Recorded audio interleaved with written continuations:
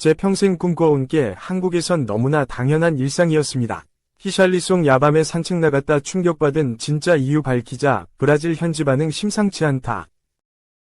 히샬리송이 내비친 토트넘 잔류 의지는 곧 히샬리송이 여전히 높은 수준에서 경쟁할 의지를 갖고 있다는 것으로 해석할 수 있다는 이야기였다. 히샬리송은 2022에서 23시즌을 앞둔 지난 2022년 여름 에버턴을 떠나 토트넘에 입단했다. 에버턴에서 수년간 에이스 노릇을 했던 선수였고, 에버턴이 강등 위기에 처했을 때 엄청난 활약으로 팀을 구해내는 등 프리미어리그 PL에서 좋은 모습을 보여줬던 공격수였기 때문에 많은 토트넘 팬들이 히샬리송에게 큰 기대를 걸었다. 하지만 히샬리송은 토트넘에 좀처럼 적응하지 못했다. 최전방과 측면 포지션을 모두 소화할 수 있다는 히샬리송의 장점은 오히려 한 포지션에 정착하지 못한다는 단점으로 바뀌었다. 비판이 이어지는 와중에 부상까지 당하면서 히샬리송도 심리적으로 점점 위축됐다. 실제 히샬리송은 지난 시즌 도중 심리치료를 받느라 경기에 온전히 집중하지 못했다고 밝히기도 했다. 이에 토트넘은 히샬리송 매각을 준비했다. 지난 시즌 후반기에 히샬리송이 부활하는 데 성공하기는 했으나 시즌을 전체적으로 돌아보면 안지 포스테코글루 감독 체제에서 이렇다 할 활약을 보여주지 못한 히샬리송을 내보낼 이유는 충분했다. 마침 사우디아라비아 구단들이 히샬리송에게 관심을 갖고 있다는 소식도 전해졌다. 토트넘이 히샬리송을 매각해 큰 이적료를 벌어들이고 그 이적료를 다른 데 투자한다면 더할 나위 없는 여름 이적 시장이 될 수 있었다. 그러나 히샬리송은 토트넘에 잔류하겠다고 선언했다. 히샬리송은 최근 자신의 사회관계망 서비스 SNS를 통해 난 토트넘에서 불만이 있다고 말한 적이 없다. 언론에 나오는 이적, 협상에 대한 이야기는 모두 가짜 뉴스다. 난 다음 시즌에 잉글랜드를 떠나지 않는다. 며 본인의 이적설에 직접 종지부를 찍었다. 토트넘 입장에서 히샬리송이 잔류하면 공격진 뎁스가 유지된다는 것을 긍정적으로 볼 수 있지만 히샬리송의 경기력이 더 나아지지 않는다면 그저 불필요한 선수를 안고 가는 상황이 될 수도 있다. 히샬리송의 잔류를 두고 갑론을박이 오가는 상황에서 영국 공영방송 BBC에서 활동하는 사이먼 조던이 히샬리송의 잔류를 긍정적으로 바라보는 의견을 냈다. 영국 매체 HITC에 따르면 조던은 히샬리송이 포스테코글루 감독에 의해 영입된 선수는 아니다. 하지만 그는 이제 27세다. 우리가 그에 대해 해야 할 이야기는 돈으로 모든 걸 해결하고 싶어 하지 않았다는 것이다.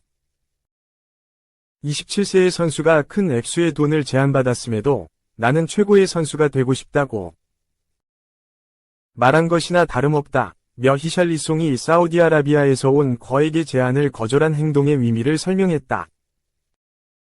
이어 우리 모두는 히샬리송이 토트넘에 적합한 선수인지에 대해 논쟁을 할 수 있다.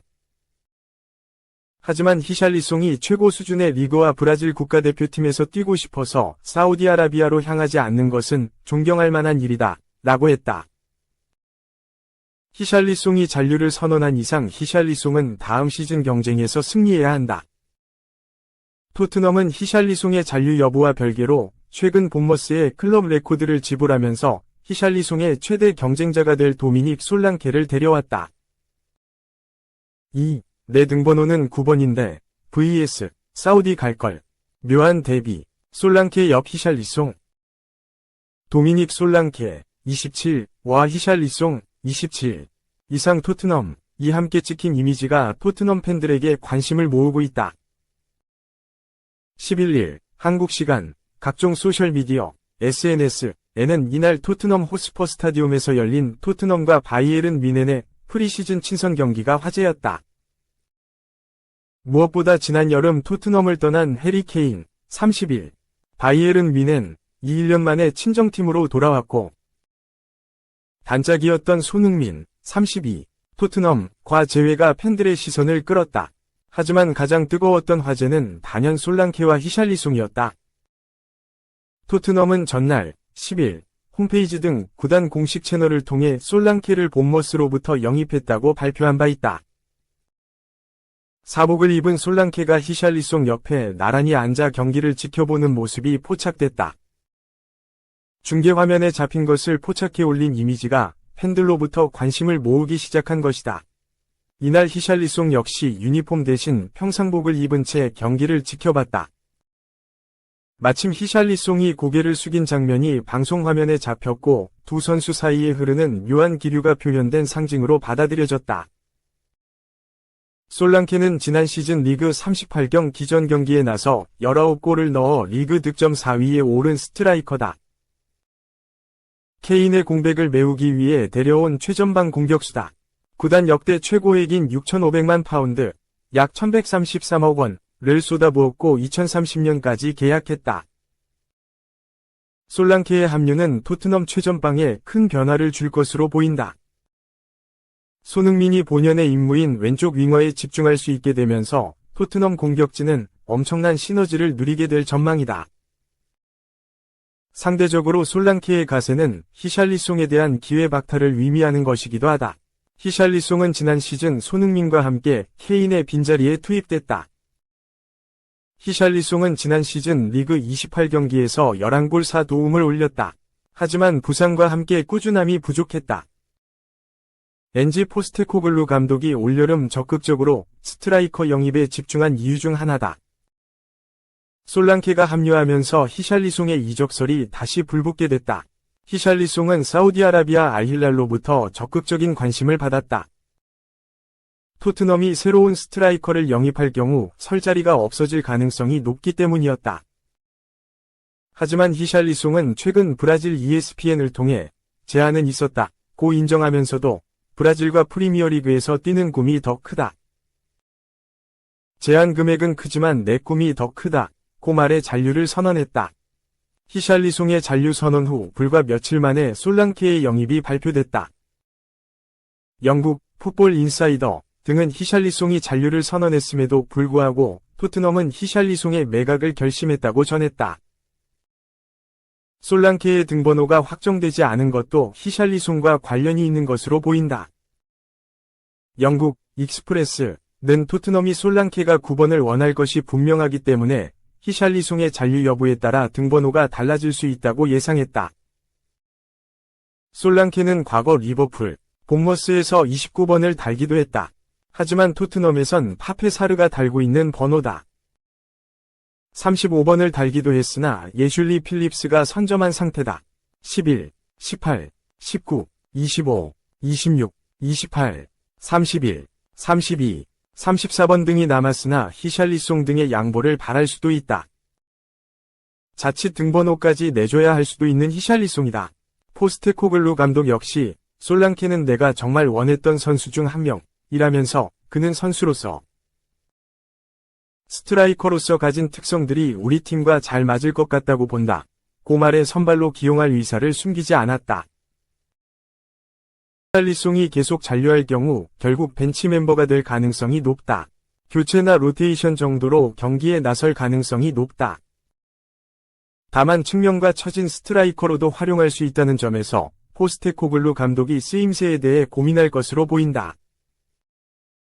3. 토트넘은 히샬리송 팔고 토니 영입하라. 솔랑케 플러스 토니 최전방. 토트넘 팬들이 원할 것 오른쪽 화살표 이적료 700억. 솔랑케의 합류로 토트넘의 공격력은 강화됐다. 그렇지만 여기에서 만족할 수 없다. 토트넘은 EPL 4위 이상을 바라보고 있고 유럽축구연맹, 우에파, 유로파리그, UEL 우승을 노리고 있다. 보강이 더 필요하다. 다니엘 레비 토트넘 회장도 선수 보강을 약속했고 엔제 포스테코글루 감독도 더 원하고 있는 상황이다.